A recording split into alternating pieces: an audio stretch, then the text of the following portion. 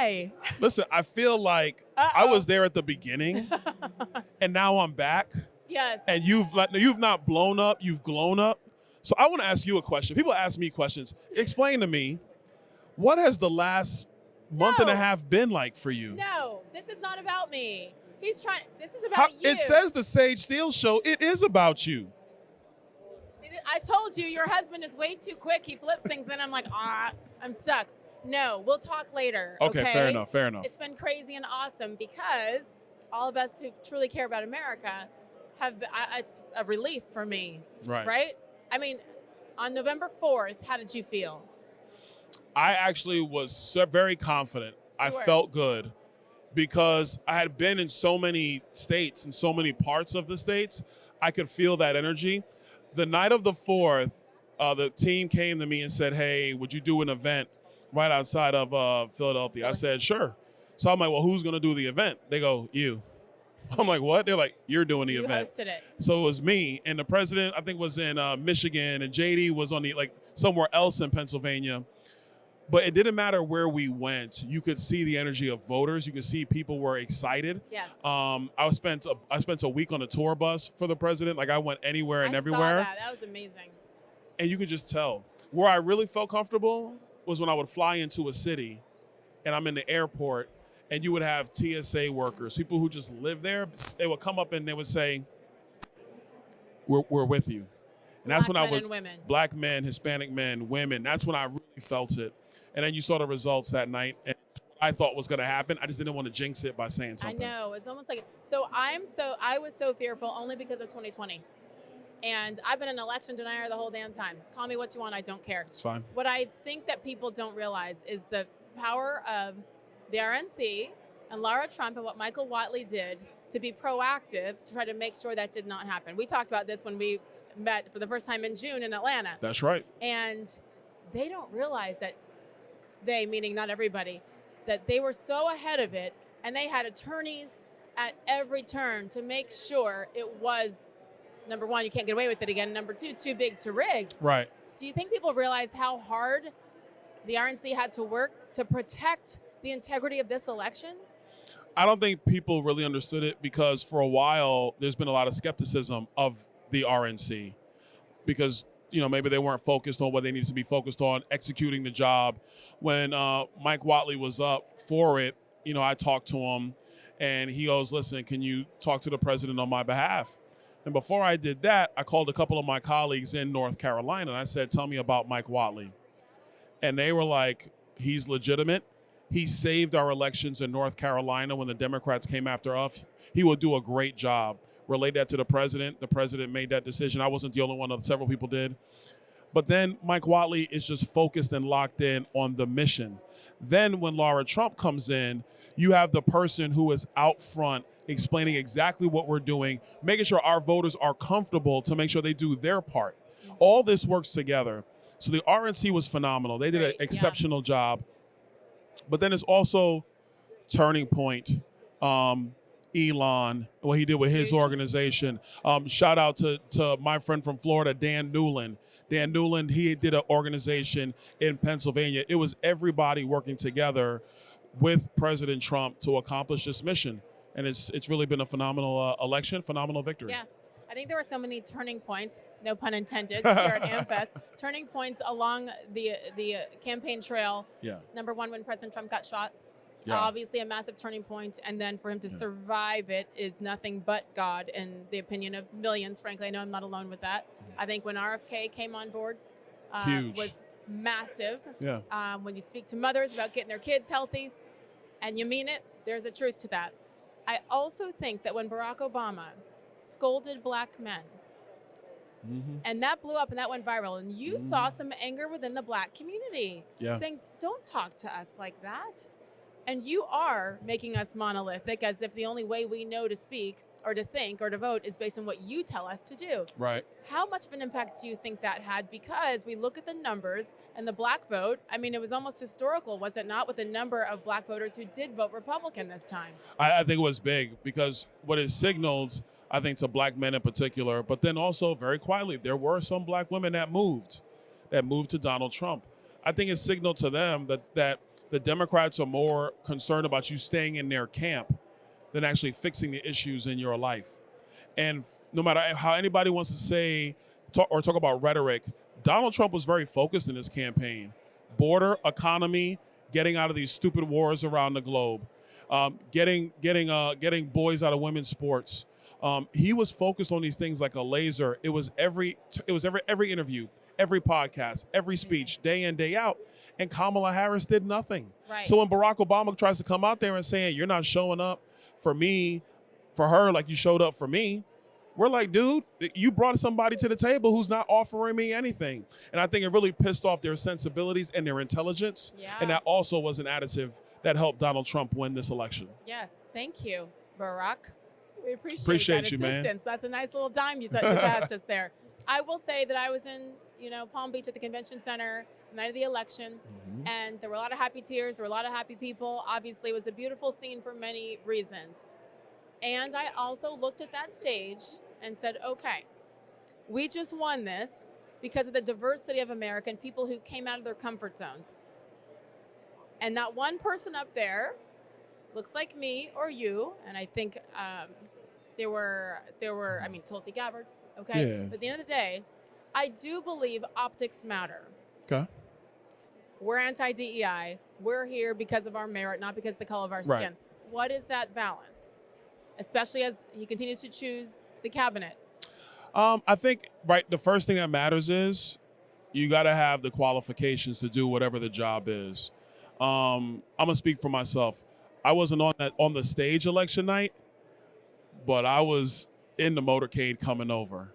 I was with the team, talking with the president several times that night before the results came out. For me, it was like, you know what? We accomplished this thing, a major feat, many hands into it. I think in terms of the cabinet, there were a lot of us that haven't really positioned or asked ourselves to go into the cabinet. I know I didn't. I make that ask of President Trump or the team. I got other things that I'm going to go do. I'll talk about that at a later date. I think the bigger thing is take Tim Scott. Tim Scott is going to be the first black chairman of the banking committee in the history of the United States.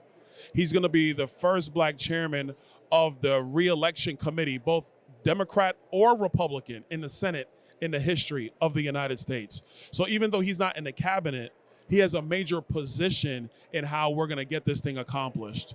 I'm going to continue to do my business in the House, and then I'm probably going to move on and do some other things. And so I think that where black people are in the framework of our party and of this movement, we're in a great place, because what I don't want us to do is to be pushed into a position just because of our skin, and we ain't ready. No, but I don't think we'll ever get back to that. Or it's not the position that we want. Like, we just got put in a course. position just to save face when there's other things that we really want to do. And I think that the way President Trump has operated is that if there's something you want to do, just do that, and let's be clear. Yes. And that's how this whole thing is operating. And I have defended him from day one, and I always will, because I know he is an anti-racist. He is that person that we Right. want to work with and for, who judges us on our character, Right. not our skin color. I Right. know that. When I ask the question, it is truly about optics. Not everybody knows that, right? Yeah. And it does come with diversity. Diversity here does come with diversity of thought. That's all I want. That's true. I just want to see a little bit more of a rainbow up there. That's all. I will tell you, hold tight. There's all things in this game change all the time. Yes. They really do.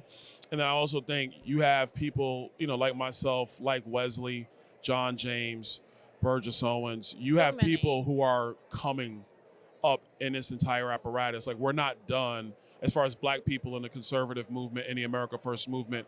We're just getting started. What about you? You said at a later date. Can you give me a little bit of a hint? Like, here's Yeah. the problem. People love you.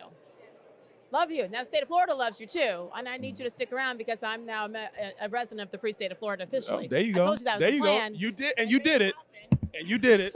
And you did it. I did. What is your dream, Byron Donalds?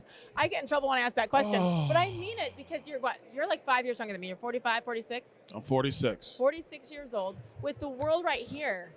Mm-hmm. What's up? What's next? I can't talk about it now. I can't. I just can't get into it, honestly, because in politics, everything is always moving. Yes. So you just want to make sure you do your business and be focused on what the mission is. But what I will tell you is, because I'm not going to break news. I love you, Sage, but I ain't going to break news here, is that you're either moving up or you're moving out. Yes, sir. And so right now I'm a member of the House. We have a major job to do this year coming up and really the year after that.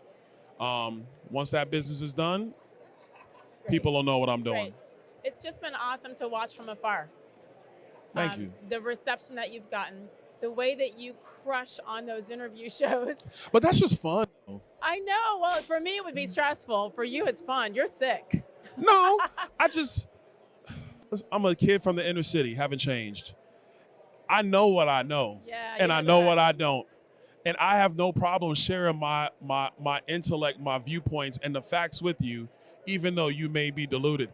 So I enjoy that part of it, but really not to just spar with a host. Yeah. It's about making sure people know what's happening in our country. And holding the media accountable, because when they come at you with things that aren't true, you got to hold them accountable. You're going to shut them down. And I just sit back and like, where's my popcorn? Because that's what's about to happen. You're not trying to embarrass anybody. You're educating. No. And let's get the facts straight. But you know what? I think that when I came to Capitol Hill 4 years ago, which seems like 10 years ago now, when I first got to Congress, and I started doing like CNN and MSNBC, a lot of my colleagues were like, you're going on their show? And I go, yes. And they go, why? And I'm like, because there are people watching those shows that will never listen to us. Correct. So I'm going to go where they are. Yes, and you did. And the positive thing has been some of my colleagues have started to do it. And I'll watch MSNBC, I'll watch CNN, and I'll see some of my colleagues on, and they're holding their own. And I have a sense of pride because I feel like I opened up that door for them. That you can go do it and be successful. Yes. And so I'm just happy for that. We're going to see more of that. And I think in part, it's one of the things that's starting to break down this monolith in big media, where they're starting to say to themselves, especially after the results of this election, maybe we need to rethink the way we do our business, because obviously what we've been pushing forward and producing is not working. It's given breath to you and what you're doing now, and so many other people in the alternative media and news space. Yeah, so it's super cool. And last thing, it was such an honor for me to be with you and Wesley Hunt in Atlanta. It was the day before the debate in June. And you chose to go into the Lion's Den, basically, in Atlanta. And we went to some cigar bar that you probably chose. I hate cigars. I went in there anyway. And it was just very much like, okay, to the black community, what questions do you have? There were a couple that made it ugly. But for them, that's okay. Yeah. For the most part, people wanted to listen and wanted to hear. What you did for the last several years made a difference. I really appreciate that. I think even that night, just for me to witness it on that level, people wanting to hear what you said, wanting to know why. Why you're doing what you're doing. It's really cool. I hope you're proud of your contribution so far, with a lot more to come. I am. And I think really for the black community, the one thing I've always wanted, vote how you're going to vote. But I want you to think about your politics. Yes. Don't just accept your politics because of family or friends. Really think about it and think about what's important to you, to your family today, and really for your kids.